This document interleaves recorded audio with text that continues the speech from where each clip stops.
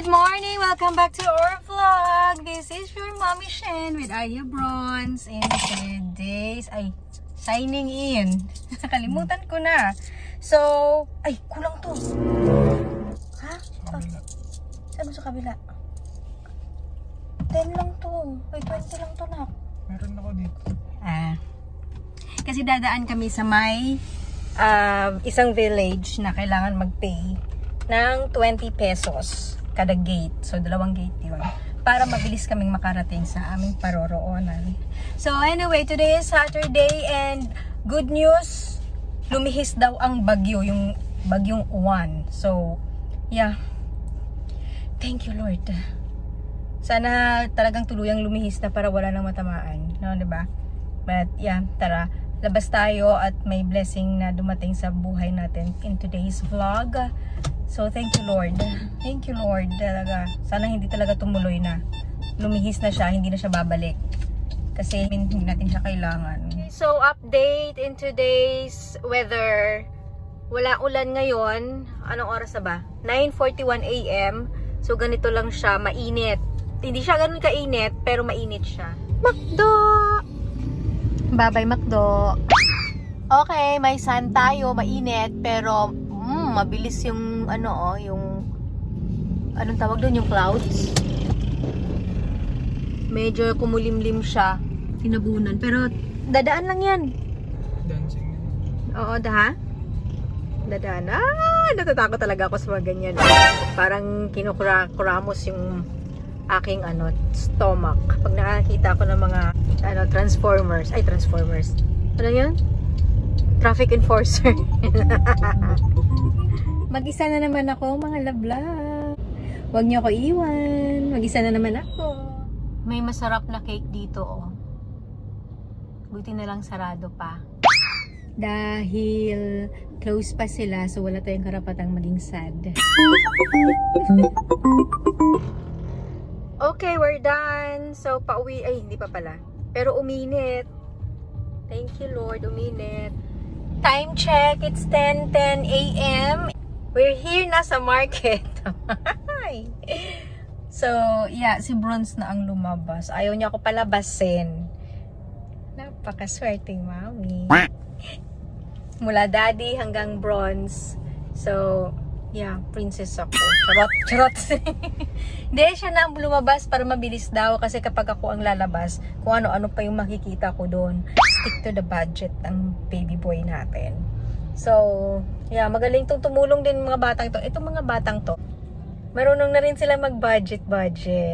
Dapat lang. Kasi ako yung mami nila. Kailangan lang din talaga din namang turuan ng mga magulang yung mga bata, yung mga anak, kung paano mag-budget. Para alam nila kung gaano kahalaga ang every peso. Parang, yung weather ngayon, medyo nakakalito. Parang ako lang din. Medyo, sila, biglang umiinit, tapos mawawala ang init, o aambon. Nung maliliit pa yung mga bata, ito din yung mga pinupuntahan namin, bigla-bigla ang labas. Dito lang din talaga. Yun yung namimiss namin nung sobrang kalakasan ng daddy, na hindi siya busy. Ito yun, yung parang wala lang sa plan, biglang magyayaya siya na aalis. Iikot lang kami kahit wala kaming bibilihin o bibili man lang ng bread or kahit pakonti-konti lang. Alam mo yun, yung pangbata na mga bibilihin na kutkutin. Na yung mga bata hindi nagre-reklamo, magsasama ka agad, sasakay kahit hindi nakabihis. Ngayon, kailangan pang magpaalam kung sasama ba kayo o hindi. Kakaiba. Pero si Aihia, hindi talaga siya makaka-no kasi siya yung magdadrive for mommy. Kaya kayo mga lablab, kung maliliit pa yung mga anak nyo, enjoy nyo silang kasama. Huwag nyo iwan-iwan. Kung hanggat may time kayo nakasama sila, huwag nyo sasayangin. Kasi nga, pag lumaki na yung mga yan, magkakaroon na ng mga sari-sariling buhay ang mga yan. Mga sari-sariling mundo. Pero kapag ka na disiplina mo ng maayos, ng mga bata pa, hindi ganun ka hirap paglaki nila. Alam mo, don't get me wrong ha, hindi naman i-manipulate yung mga bata. Kung hindi, dapat paglaki nila, naaalala pa rin nila ang pamilya. Yung happy family lang. Yung may life sila ng sa kanila, tas may life pa rin sila ng family nila na tayo, mga magulang na kasama. At kung may mga sarili-sarili naman silang family in the future, hindi ka outcast. Alam mo yon, yung parang hindi ka iiwanan lang dyan sa gilid-gilid. Natatakot ako sa ganun eh. Kaya dapat maging mabait ako. Maging mabait tayo, Daddy BH. Dapat magpakabait talaga ang mga magulang. I love you, Mamang. Love you, Papang. Thank you. Pasensya na. Inatake na naman ng pagka-OA. Okay, so dito na si Bronze. Yes! Amoy palengke. Yun, marunong na siya mamalengke. Bumili daw siya, ng Bisaya na suman. Shout out to Mamang and Papang and Mami Shinday, Tita Chick Chick, Tito Nash, and Tito DJ, Tita Divine. Ayan, and Tito Jeff. Lahat na shout out. Bisayang suman. Pakakain mo si daddy mo nito? Lang. Makain. Uy, teka lang, magsusuot lang ako ng ano. Nakumpleto mo yan? May vegetables. Tinola. Isda, nakabili ka? Uy. Tapos, galing ni Bronze, may tira pa siya sa ano. Yes. Madami na naman siyang coins. Iniisip ko may tanglad yung tinola. Yes, meron. Ay, Wala kang tanglad? wala. O, di bilhin na lang tayo ng tanglad dun. May tanglad yun para mas masarap. Bibili sana ng tanglad. Luya, meron. Wala rin. Yun ang nagpapasarap sa tinola eh. Kala ko meron tayo. Pag Bisayang tinola yun, masarap yun. Bili lang tayo dun. Okay, so dito kami pumapasok na pwede naman kaming makadaan. Buti nga nagpapadaan to para hindi tayo masyadong matraffic eh. You have to pay 20 pesos nga lang every gate. Wala lang, sinishare ko lang sa inyo yung aming life. So, eto yung, dito siguro si Chansen gustong pumunta, no? Pag in-invite siya, malapit lang kasi dito yung school ni Bunso. Ang kagandahan lang, sobrang proud lang ako kay Bunso din. Kasi hindi siya yung katulad ng iba na karamihan na magagalit pagka hindi pinayagan. Hindi naman din talaga siya pupunta. Kahit na, alam mo yung pag-iipunin nila yung baon nila, Bronze. Tapos, para makapunta sa lugar na ganun pag may invitation. Si Chansen, hindi. Hindi niya iniipon. Para doon. Mabait siya. Ano? Pinabib...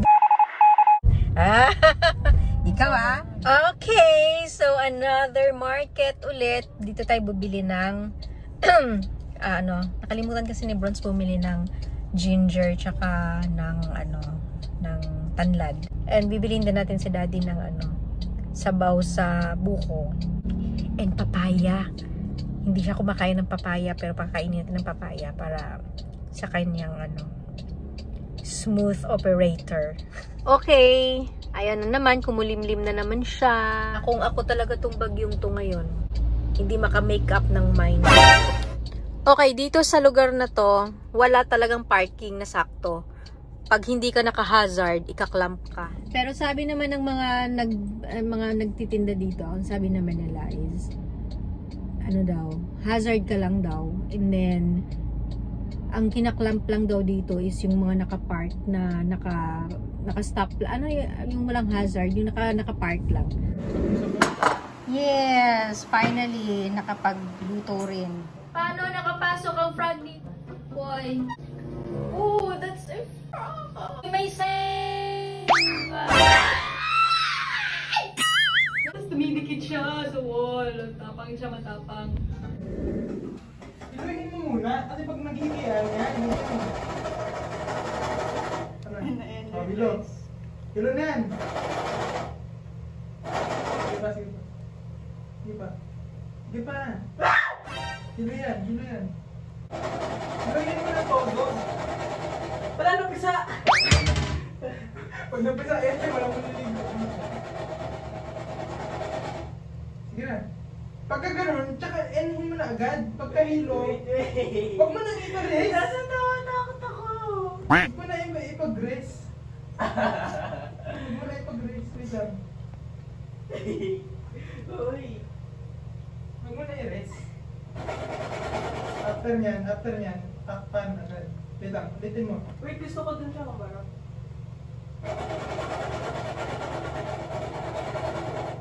Ayan. Gina yan.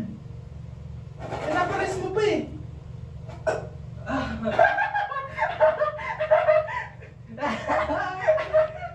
Paano na ngayon yan? Paano mo naanihin yan?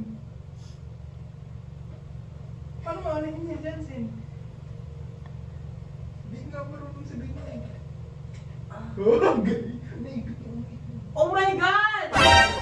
Naipit lang. Iangat mo antay.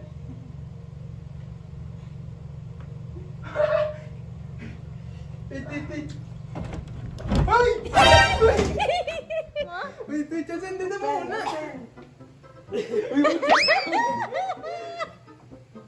Best friend ni Daddy. O, pakawalan niyo sa labas, ha? Pakawalan. Ay, huwag mong patayin, buhayin. Ginawa ka na Jansen yung inapaan ni... Saan? Hugas ka pa mo. Saan? Saan siya? Nasaan siya? Ayan o. Ah, ayun na. Oo Doon may nga. lagay sa malayo. Doon sa... Pakawalan mo doon. Uy, parang uulan na, oh. Lagay mo sa leeg.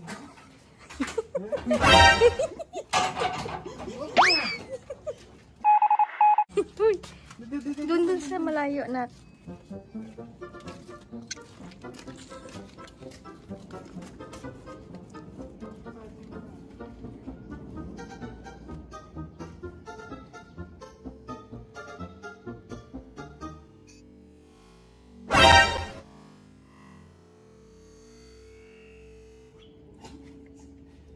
Bakit?